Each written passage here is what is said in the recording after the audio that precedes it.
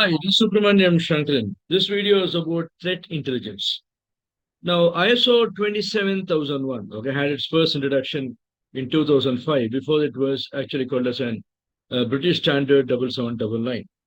So from 2005, it underwent a revision in 2013, and in 2022, it underwent another revision. So as of now, 2024, the latest version is 2022. Now, the most important inclusion in the ISO 27001 is actually called as a threat intelligence.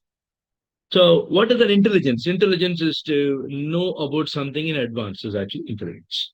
So, we have military intelligence. Okay, in fact, there are intelligences everywhere in the world. For example, if you speak to your local police, they have got CCTV cameras all around, and they could trace the people walking around, and it gives them an intuition that something is going to happen. So that's an intelligence. Okay, and they are experts in it. They have a lot of experiences in arriving at a conclusion based on certain facts that are actually happening.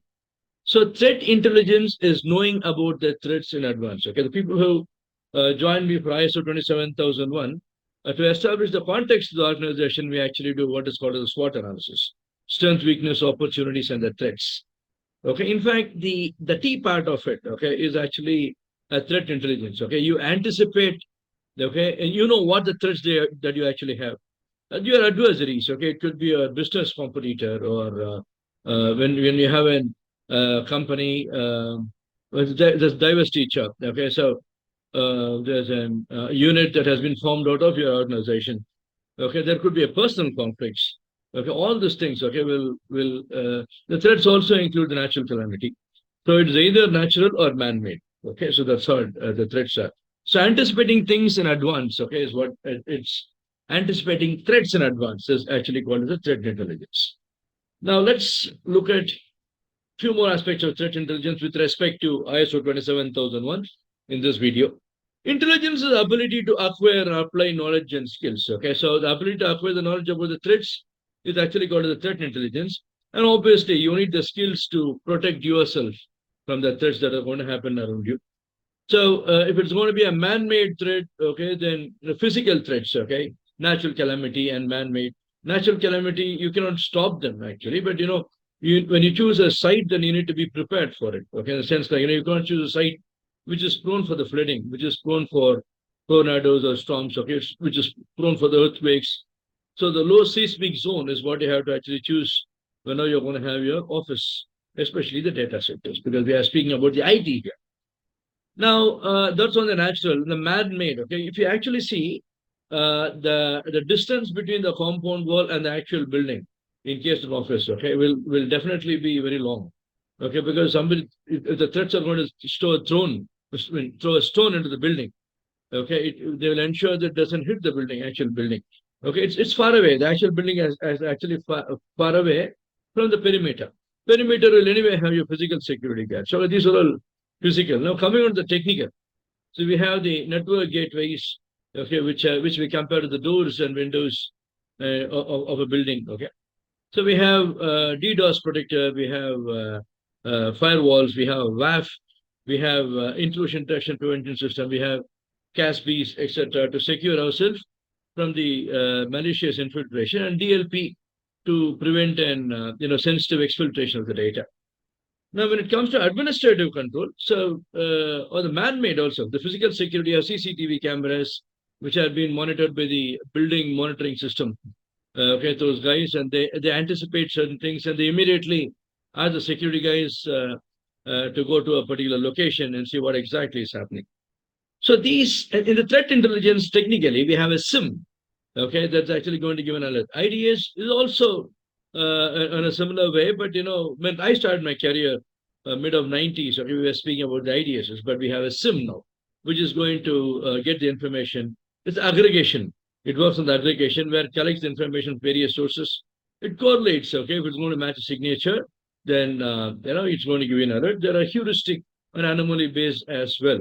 Okay, in fact, I have attended a webinar by Sekion. Okay, it's a beautiful platform.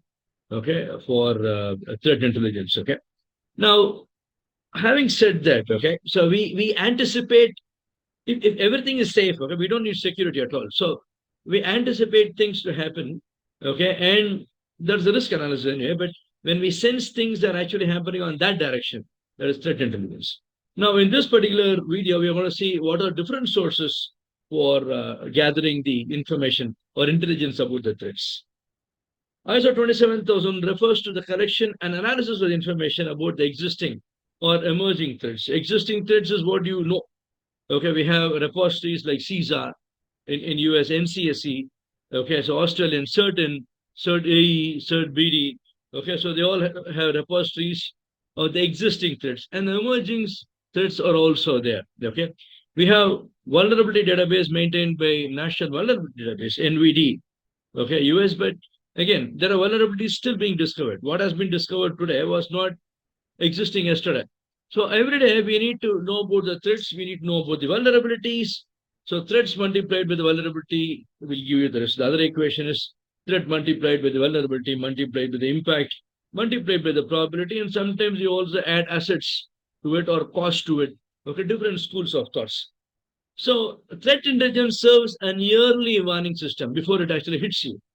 Okay, so in fact, when there's a volcano eruption, okay, sometimes what happens is they anticipate or they get to know it a bit in advance. They warn the people. Okay, they warn the people about the threats. Okay, like the flood, the volcanic eruptions, etc. Okay, so this is also a threat intelligence, but more towards natural calamities. And threat intelligence involves three layers: strategic, tactical, and operational. Operational is every day. Tactical is like a milestone, and strategic is on the overall level, okay, on the strategy level, the organization level. Okay, what your objectives are and how you're going to attain the objective, the milestone is actually tactical, and every day is actually operational. Okay, so we need to have the threat intelligence that is going to impact us every day, and tactically and strategically. Strategically is more towards the business threats. Okay, organization must establish the objectives, identify the sources from where they're actually going to collect it, they process it, analyze, and share the threat intelligence to enhance the security measures. Now, when I was working for IBM, okay, in 2012, we used to receive threat intelligence advisory from Veracode.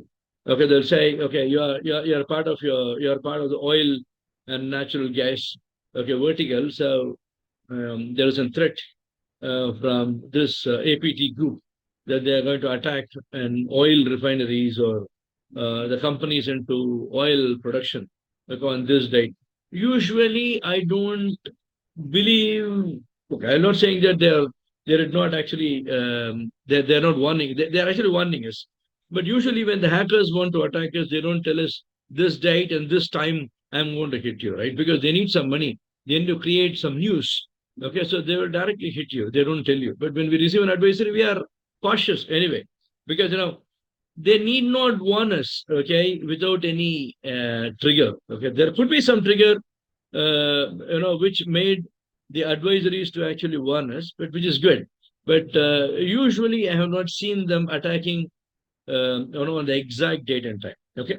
Now, threat intelligence objectives: define a clear objective, collect the information, and process the information. Ensure that, okay, collecting the information is from various sources: network logs, system logs, application logs. So now with the SIM, okay, it itself collects all the information, it correlates, and it's actually going to give it to you. Now, whenever you are auditing, okay, for threat intelligence, you'll always ensure that do we have a mechanism by which we receive these alerts. It could be an intrusion detection prevention system, or it could be from the SIEM system, but we need to have this thing done. Moment we receive an alert, okay, now what are the proofs that we are analyzing it, okay? This alerts should ideally cut a ticket, okay, on the incident management, and we are assigning to the respective team who will analyze to see whether it's actually an attack or a false positive. Okay, so if it's actually an attack, then it will convert it to and get converted to the incident, assigned to the respective team, who will take it through incident management process to a closure. So whenever you are doing an audit for ISO 27001, you'll always ensure that they have a mechanism for the information collection, and have they really done the due diligence to see whether this threat is actually applicable for us.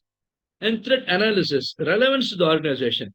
Okay, there could be a threat, there could be an advisory saying that there's a virus, okay, which is going to impact the Linux system. We will receive it because we have subscribed for it. But if we don't have the Linux system, that is not relevant to us. Okay, so it's like this threat is not going to impact us. Communication and sharing. So communicating the details about this.